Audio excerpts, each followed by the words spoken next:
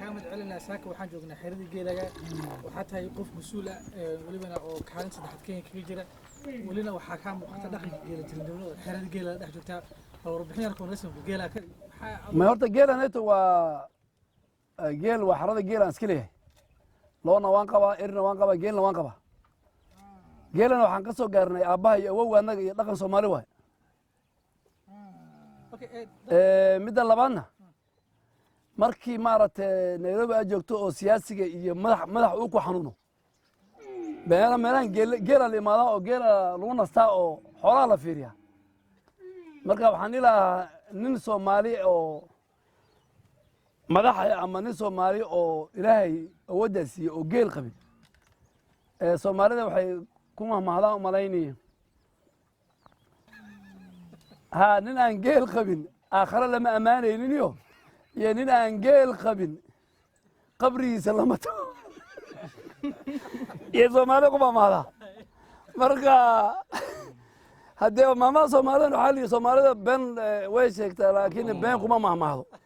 هديكم ما يدري نين أنجيل قبل آخر لما أمانة أريد آخر إن لقى أمانة ربا آخره إن لقى أمانة يا ربا مرقا الحمد لله niman kan qiimaha fara badan oo yaa geelay dhaqan saaq waan imaanay baarlamaanku wuu xiran yahay feestadii baa la gaaray alxamdulilah roob badan baa dhacay waa la kala fulay ninkasta geeliisi iyo loodiisa u kacay marka maanta geel u dhaxeeya magaalada iyo miyiga maadaama caanaha haysato dhirta kala duwan aragtid talag ba furayn miyiga waa laba nooc buu mar waa waqtiga abaarta waqtiga abaarta badi geel u imaanay biyo iyo wata buusa maal u dhigaan واللي صور ما اللي صورها لكن وقتها عرنكة هذا كله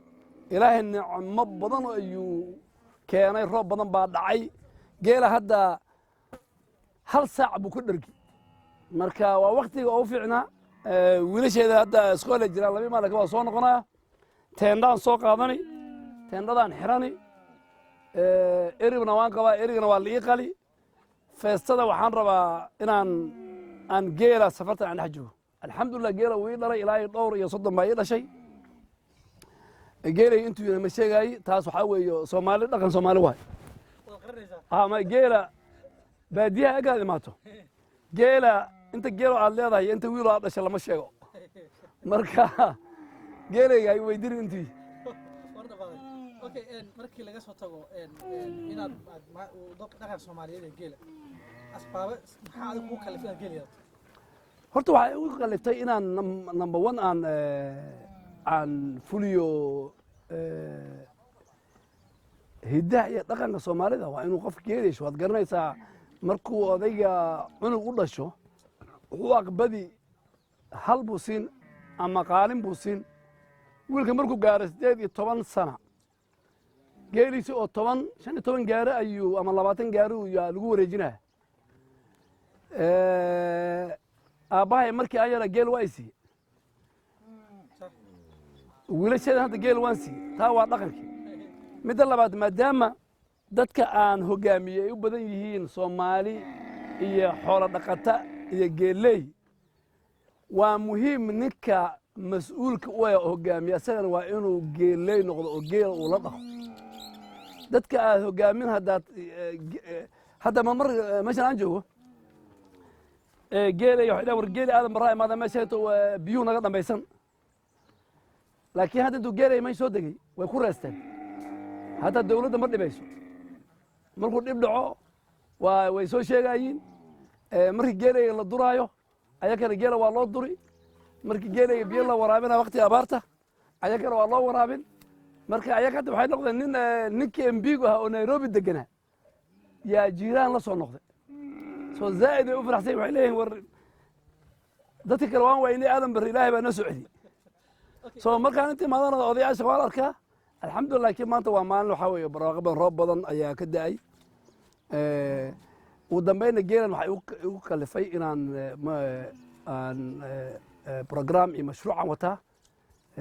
تقريبا هل سنة من لبس هذا كبعدي وحن ربع إن نجيل عانيه عن هبايو ورشيد عن كهجيو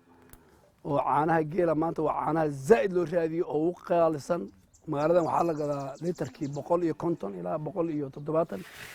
marka waxaan rabaa inaan nimanka kale oo aan siyaasiyiinta Kenya la nahay waxay leeyihiin beeraha caleemaha shaha beeraha qaxwada ay leeyihiin aadan barabada beertiisa waxa weeye waa caano geel iyo hilib geel soo waxaan rabaa inaan haddii ilaahay yiraahdo aan geelan dhaqdo zakadana waan ka bixiyaa hadda zakada waan ka bixiyay zakadana waa sharci waan xisaabay alxamdulillah haddii siyaasigan ka baxa aan duqoobana wiilashana waa ay weynaadaanna waxaan rabaa inaan reemiis ka noqdo oo duqeyda baadiyaha joogaan oo talin aan la fariisto oo aan talada dhinac ka qaato marka intaan imaado in xirsi laga qaado oo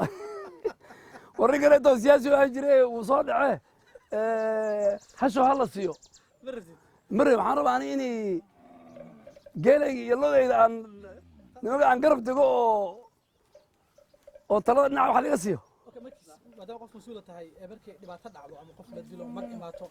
xoolaa la iska qaadaa adi hadda ma lacag baa lagu soo raadsaa masgeel baa lagu soo raadsaa ma geelay hadda waxaan ka bixiyaa un maxaan ka bixiyaa un zakadaan ka bixiyaa dadka qaraabadeena dee duruucu imaado u dhaho miyiga degan u yiraahdo niyo waa iga xun tahay hasho waan iska siin oo sadaqa ahaan laakiin haddii la dhaho dee mag baa la bixiyaa 100 geel bay qoysku u gurayahay niyo haddii qurbac kusoo darso haddii bulshadan ka mid ah qurbacii hor baan oga darsan soo dhow